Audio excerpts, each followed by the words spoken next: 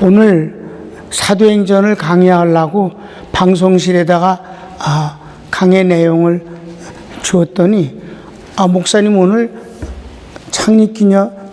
교회 창립일이라서 그 요한복음 하신다고 그랬어요. 그래서 그랬나?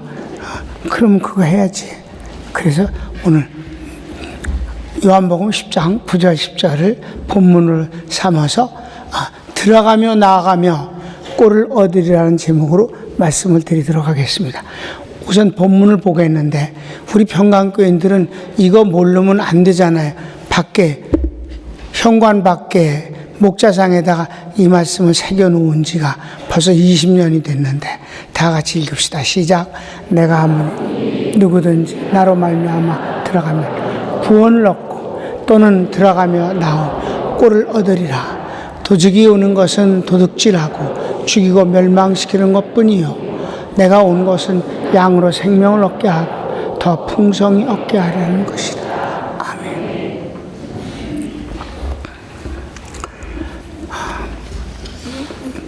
첫 번째 내용을 보면은 이제 관계를 우리가 보게 되어지는데 시작.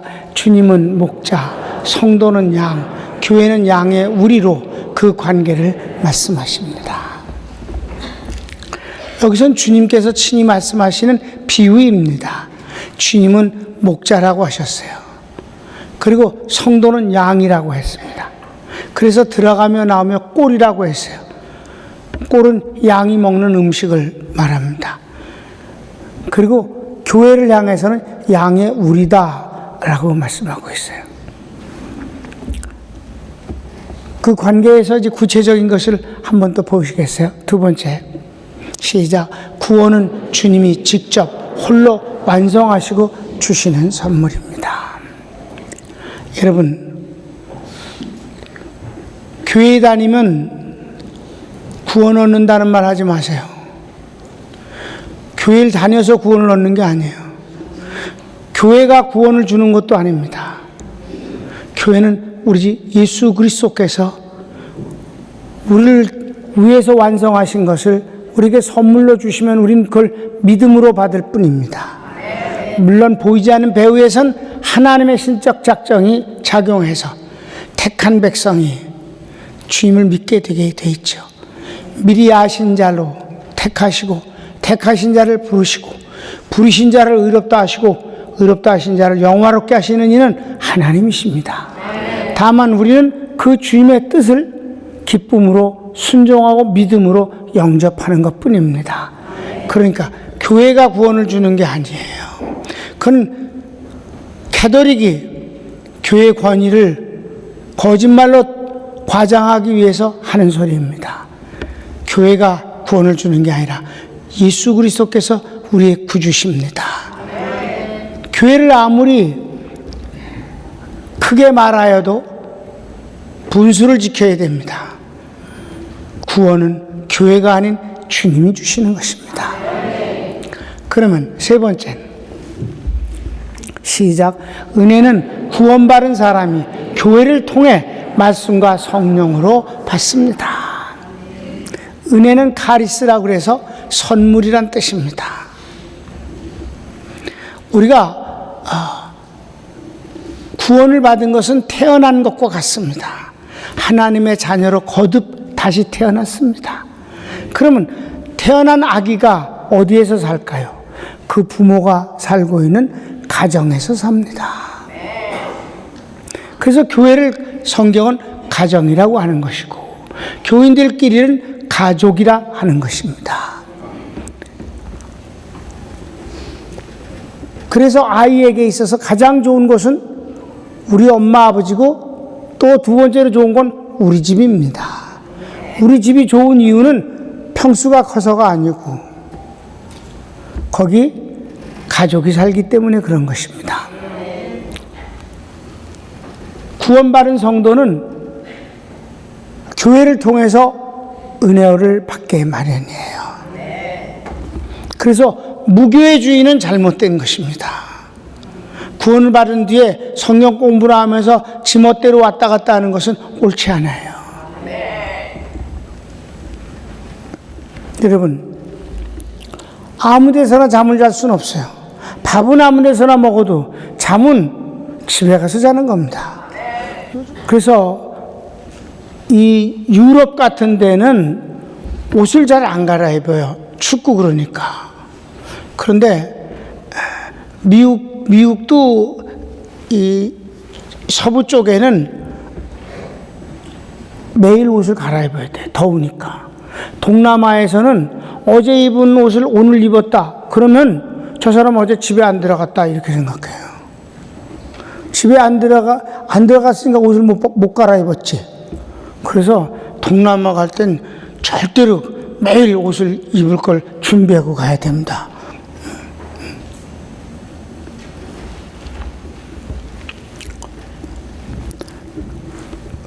은혜는 교회를 통해서 말씀과 성령을 통해서 받게 되는 것이에요. 그런데 이것은 영적입니다. 말씀과 성령이니까.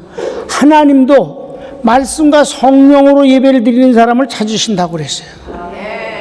하나님께 예배를 드리는 사람은 진리와 성령으로 예배를 드릴지니 하나님은 이렇게 자기에게 예배를 드리는 자를 찾으시느니라. 하나님은 성령과 말씀으로 예배를 드린 자를 기뻐하신다고도 하셨습니다. 그러니까 하나님이 예배를 통해서 영광을 받으시고 성도들은 그 예배를 통해서 은혜를 받습니다. 사람들이 예배를 마치고 담임 목사님께 보통 그렇게 많이 말합니다. 목사님 오늘 은혜 많이 받았습니다. 그럼 나는 원래 좀 장난기가 있었기 때문에 요즘은 안 그러지만 정말 은혜 많이 받았어요? 네, 오늘 너무 은혜 받았어요. 내놔봐. 난 지금까지 은혜를 받았다고 해놓고 은혜를 보여준 사람을 본 적이 없어요. 왜 그럴까요? 영적인 것이기 때문에. 내적입니다. 이 은혜가 내적인 것이 밖으로 드러나는 걸 우리는 축복이라고 말합니다. 시작. 축복은 교회를 통해 섬김으로 받습니다. 은혜는 예배를 통해서 받는다면 축복은 교회를 통해서 주님을 섬김으로 받습니다. 이것은 마치 나무가 왕성하게 생명력이 넘치는 것이 은혜라면 축복은 그 나무에 맺는 열매를 뜻합니다. 꽃은 화려하고 나무는 건강한데 열매가 없다면 의미가 없겠죠? 건강하지 않은 나무가 좋은 열매를 맺을 수 없다고 주님이 말씀하셨습니다. 그러니까 절대 은혜를 안 받고는 축복받을 짓을 하지도 못하거니와 섬김이 없이는 열매도 없습니다. 한국 교회가 지금 많이 어렵습니다. 여러 가지 요인이 있지만 지금 이 섬김과 축복에 대해서 내가 말씀을 드리기 위해서는 큰 교회들이 성도들에게 축복받을 수 있는 기회, 곧 섬김의 기회를 주질 않습니다. 은혜만 받으라고 합니다. 섬길 기회를 주지 않는다는 것은 그 섬길 기회, 교회를 섬기는 모든 일들을 부교육자들을 시킵니다. 그리고 성도들을 관리한다고 말합니다. 관리라는 것은 사람을 관리한다는 것은 고객을 관리할 때 제일 많이 쓰는 것입니다. 직원을 관리할 수는 있습니다. 그런데 남편을 관리하고 아내를 관리하고 자식을 관리한다고는 말하지 않습니다. 가족은 관리의 대상이 아니라 사랑의 대상입니다. 함께하는 것입니다. 목회가 교인을 관리해서는 안 됩니다. 사랑할 뿐입니다. 그리고 그들이 축복받기를 원한다면 일할 수 있는 기회를 뺏지 말아야 합니다. 모든 것을 다 우리 교회가 하나님께서 축복해 주시는 가운데서 시작할 때 3월 10일 날을 창립 기념일로 했습니다. 과거에 3월 10일은 노동절이었습니다. 여러분, 담임 목사가 뭐 노동운동을 하거나 무슨 그런 데 관여하는 사람이 아니에요.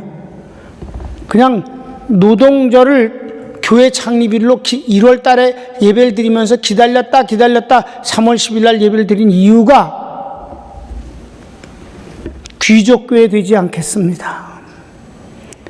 종은 평생 머슴이 되겠습니다. 정말 종으로 살겠습니다. 그리고 온 종도들이 주님을 잘 섬김으로 다들 축복을 받게 하겠습니다. 이렇게 해서 시작해 왔습니다. 단 한 번도 외주를 주어서 청소를 한 적이 없고, 식당 봉사를 단 한 번도 외부에서 와서 한 적이 없습니다. 온 교인들이 3,300평을 유리알처럼 깨끗이 관리하고, 성도들이 왔을 때 언제나 상쾌하고 쾌적한 분위기를 만듭니다. 자, 화장실에서 밥을 먹어도 괜찮을 만큼 해달라고 요구했습니다. 여러분, 20년 전에 우리 교회가 지어졌을 때 교회 화장실의 비데라든가 화장실 깔개를 비치해 놓은 교회는 없었습니다. 나는 성도들이 최고의 대우를 받아야 마땅하다고 믿는 목사입니다. 숫자엔 관심 없었습니다. 지금도 마찬가지입니다. 30년 동안 이웃교회 성도들의 등록을 사절한다고 광고하면서 우리 30년간 있다가 지금은 이제 뭐 아예 그렇게 됐기 때문에 광고를 안 합니다.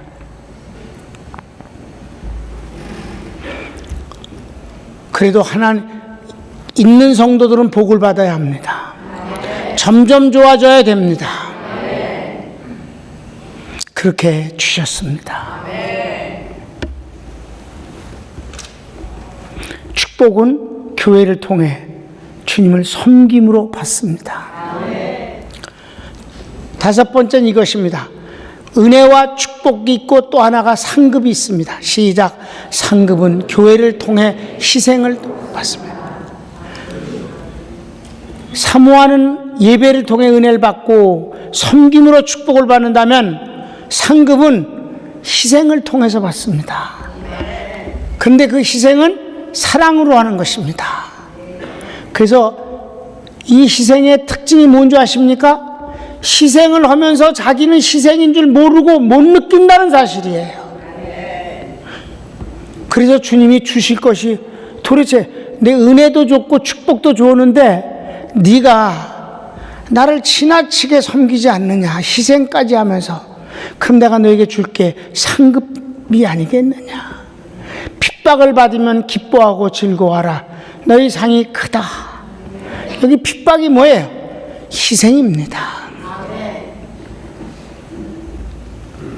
내가 이 상급에 대한 얘기를 하면서 자식 때문에 핍박 많이 받죠? 그랬더니 목사님 무슨 핍박이에요? 그래요. 그래? 그럼 내가 하나 물어볼게. 자식한테 하는 거하고 부모님한테 하는 거하고 어느 정도야? 부모님께 자식한테 하는 거에 10분의 1도 못하죠. 그렇지? 근데 자식을 위해서는 그렇게 희생하면서도 희생인 줄 모르지? 네. 반복해서 해도. 애가 똥을 이틀에 한 번씩 싸는 게 아니잖아? 오줌을 하루에 한 번 싸는 것도 아니고. 그냥 끊임없이 먹자고 그러고.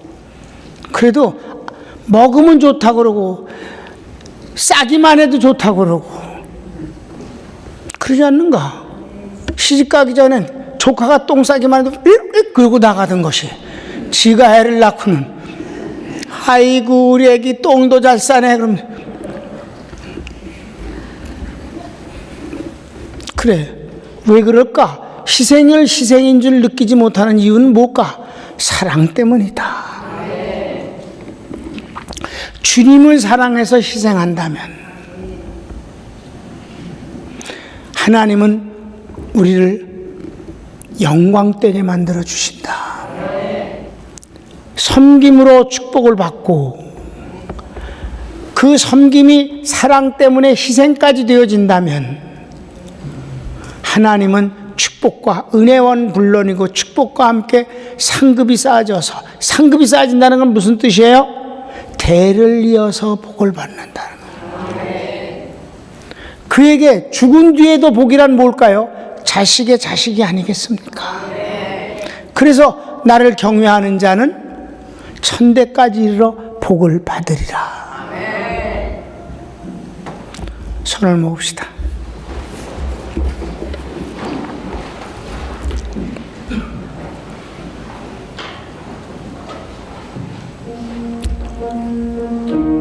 사랑하는 여러분, 교회는 오래 믿은 사람도 있고 이제 막 주님을 믿기 시작한 사람도 있습니다.